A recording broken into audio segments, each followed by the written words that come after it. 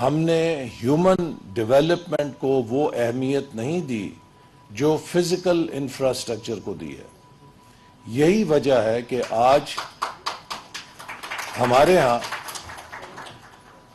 اقتصادی ترقی کے انفراسٹرکچر کے پروجیکٹس تو بڑے بڑے نظر آتے ہیں، لیکن جب ہم اپنی ہیومن ڈیولپمنٹ انڈیکسز پہ نظر ڈالتے ہیں تو ہر شعبے کے اندر، چاہے ان کا تعلق تعلیم سے ہے، چاہے ان کا تعلق صحت سے ہے، چاہے ان کا تعلق غذائیت سے ہے، چاہے ان کا تعلق کسی اور ہیومن ڈیولپمنٹ کے ڈائمنشن سے ہے، پاکستان کا شمار افریقہ کے پسماندہ ترین ممالک کی صف میں ہوتا ہے. یہ وہ چیلنج ہے جس کو ہمیں ہیڈ آن لینا ہے. پاکستان افورڈ نہیں کر سکتا کہ ہم 21ویں صدی میں پسماندہ ترین انسانی وسائل کے ساتھ داخل ہوں، چونکہ آنے والا وقت نالج ریولوشن ایج ہے. آنے والے وقت میں ترقی کا پیمانہ انوویشن ہے، نالج ہے، انٹلیکچول کیپٹل ہے، اور اگر ہمارے پاس اس پائے کی ہیومن ریسورس نہیں ہوگی کہ جو اپنی برین پاور کے ساتھ ہمیں آگے لے کے جا سکے تو ہم کبھی بھی ترقی کے اہداف حاصل نہیں کر سکتے. پاکستان میں آبادی دنیا کی ینگ ترین آبادی ہے.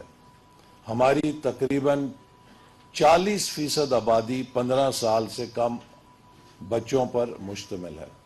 تو کم و بیش ہماری آدھی آبادی 14-15 سال سے کم ہے. لیکن جب ہم نظر ڈالتے ہیں تو ہمیں یہ معلوم ہوتا ہے کہ ابھی حال ہی میں جو مردم شماری ہوئی ہے کہ ہمارے 2.5 کروڑ بچے اسکولوں سے باہر ہیں.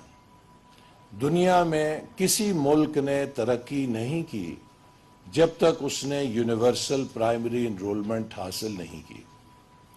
اگر ہم اپنی آبادی پہ نظر ڈالتے ہیں تو 40% بچے ہمارے سٹنٹنگ کا شکار ہیں. سٹنٹنگ کا مطلب کیا ہے کہ ان کی جسمانی طور پہ صحت لاغر ہے اور ذہنی طور پہ وہ کند ہیں. تو اگر کسی ملک کی 40% مستقبل کی آبادی جسمانی اور ذہنی طور پہ کم تر صلاحیت کی ہو، وہ ملک کس طرح دنیا کی دیگر اقوام کا مقابلہ کر سکتا ہے؟ لہٰذا یہ بات نہایت قابل افسوس ہے کہ ہم نے گزشتہ 40 سالوں میں سٹنٹنگ کے اوپر کوئی قابل ذکر پیش رفت نہیں کی. جس مقام پر ہم 40 سال پہلے کھڑے تھے، آج بھی وہیں اسی مقام پر نہایت ثابت قدمی نہیں کہوں گا، ڈھٹائی کے ساتھ ہم اسی سطح کے اوپر کھڑے ہیں.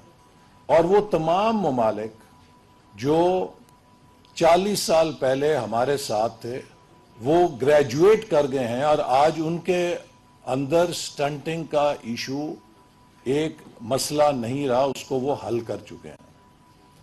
تو ہمیں آج سنجیدگی سے سوچنا ہے کہ ہم پاکستان کے چہرے سے سماجی اور انسانی وسائل کی پسماندگی کے دھبوں کو کس طرح تیزی سے دھو سکتے ہیں. حال ہی میں مجھے ابو ظبی میں پولیو انٹرنیشنل پلیجنگ کانفرنس میں جانے کا اتفاق ہوا اور وہاں پر جناب بل گیٹس نے $1.2 بلین کی پلیج کیا پولیو پروگرام کے لیے. پرائمریلی اس کے پرنسپل بینیفیشری تو ہم ہی ہیں اور ہم نے بھی $640 ملین پاکستان کی طرف سے پلیج کیے. لیکن جس چیز نے نہایت شرمساری دی کہ جب سٹیج سر یہ کہا گیا کہ دنیا میں 120 ممالک میں پولیو تھا، جس میں سے 118 ملکوں سے پولیو غائب ہو چکا ہے، اور صرف پاکستان اور افغانستان 2 ملک ہیں جہاں پولیو رہ گیا ہے.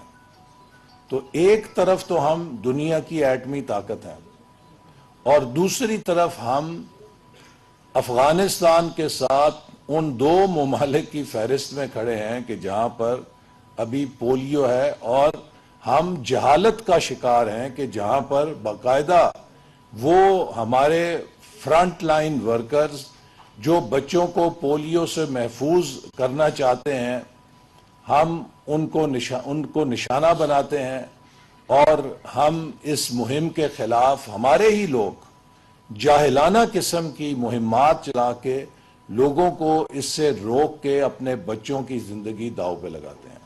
تو یہ ایک بہت بڑا سماجی رویوں کا بھی مسئلہ ہے۔ اسی طرح ابھی مردم شماری ہوئی، اس سے یہ پتہ چلا کہ ہماری آبادی میں اضافے کی شرح 2.4% سے بڑھ کر 2.55% ہو گئی ہے، یعنی کہ ہم نے بحیثیت قوم پاپولیشن کے حوالے سے بریک سے پیر اٹھا کے ایکسلریٹر پر رکھ دیا ہے، اور ہم اپنی اقتصادی ترقی کے مقابلے میں آبادی میں اضافے کی شرح تیزی سے اضافہ کرنے لگ گئے ہیں۔ لہذا جو بھی آپ ترقی کریں گے، آپ کی بڑھتی ہوئی آبادی اس کو نلیفائی کر دے گی، اور آپ کے پاس ایسی وسائل نہیں ہوں گے کہ جس سے آپ کا ملک مستقبل میں اس آبادی کے بوجھ کو سنبھال سکے۔ یہ وہ بنیادی چیلنجز ہیں کہ جب ہم آبادی میں اضافہ کرتے ہیں اور ہمارے وسائل نہیں ہیں، تو ہم ایسے بچوں کی فوج پیدا کر رہے ہیں جو جسمانی طور پہ لاغر ہوں گے، جو تعلیم سے محروم ہوں گے، اور جو مستقبل کے اندر خود اپنے لیے اور اپنے خاندانوں کے لیے ایک بوجھ ہوں گے۔ تو سوال یہ ہے کہ کیا ہم نے بیمار، ان پڑھ بچوں کی فوج پیدا کرنی ہے، یا ہم نے صحت مند، تعلیم یافتہ نئی نسل کے بچے ان کی پرورش کرنی ہے؟ اور اگر وہ کرنی ہے تو ہمیں آبادی پہ قابو پانے کے لیے ٹھوس منصوبہ بندی کرنے کی ضرورت ہے۔ اب یہ سب جو مسائل ہیں یہ پہاڑ جتنے لگتے ہیں، لیکن دنیا میں بہت سارے ممالک نے ان کو حل کیا ہے، اور انہیں حل کرنے کے لیے جہاں پر وسائل درکار ہیں، اس سے زیادہ ان کے لیے سائنٹیفک بنیادوں پر تیاری کی ضرورت ہے۔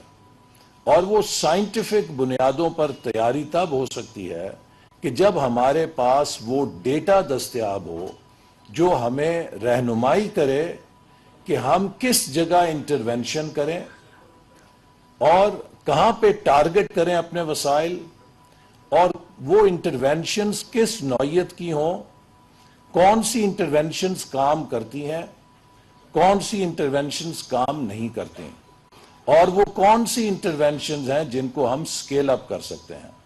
اگر ہمارے پاس یہ ایویڈنس بیسڈ فیڈ بیک ہو تو اس سے پھر ہمارے وسائل کا استعمال نہایت ایفیشنٹ ہو سکتا ہے۔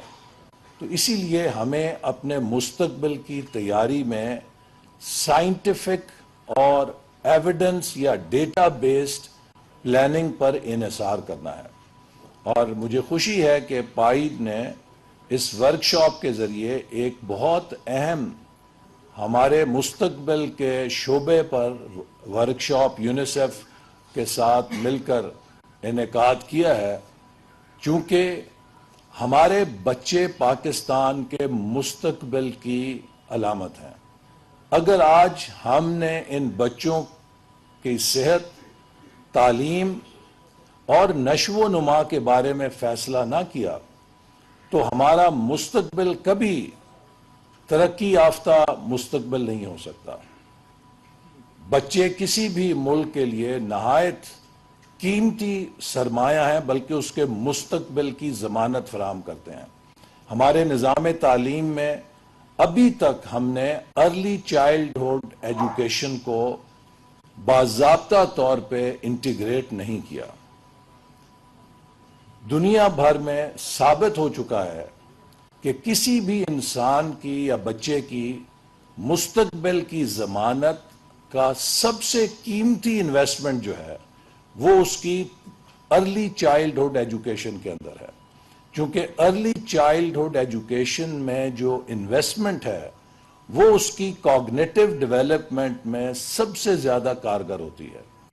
اور جن بچوں کو اچھی ارلی چائلڈہڈ ایجوکیشن ملتی ہے ان کی صحت، ان کی آنے والی زندگی میں تعلیمی کارکردگی اور ان کی آنے والی زندگی میں آمدنی کی کارکردگی اور زندگی میں کامیابی کی شرح اس میں گراں قدر اضافہ ہو جاتا ہے. تو یہ سب وہ پہلو ہیں کہ جن پر ہمیں کام کرنے کی ضرورت ہے. لیکن اب سوال یہ پیدا ہوتا ہے کہ یہ سب عقل اور دانش اس کمرے میں موجود سب لوگوں کے پاس موجود ہے. یہاں پر کوئی بھی ایسا نہیں ہے یا شاید ملک میں کوئی بھی ایسا شخص نہیں ہے کہ جو ان چیزوں کی اہمیت کو نہیں جانتا. میں سمجھتا ہوں کہ اب ایک فیصلہ کن موڑ پر ہم کھڑے ہیں. اگر ہم نے ان اہم انویسٹمنٹس کو نہ کیا اور اگر ہم نے اس ملک کو ہیومن ریسورس کی ترقی کی طرف نہ موڑا تو شاید 21ویں صدی ہمارے ہاتھ سے نکل جائے گی. اس لیے میں سول سوسائٹی کو اور بالخصوص پاکستان کے میڈیا کو یہ درخواست کروں گا کہ ہمیں اس ملک کے اندر ایک مضبوط لابی کی ضرورت ہے جو ہمارے پالیسی میکرز اور ہماری قومی اور صوبائی لیڈرشپ کے اوپر یہ دباؤ ڈالے کہ وہ سڑکوں اور فزیکل انفراسٹرکچر پہ مزید پیسہ لگانے کی بجائے وہ تعلیم اور صحت پر اور بچوں کی ویلفیئر کے اوپر انویسٹمنٹ کر کے ملک کے مستقبل کو محفوظ کریں.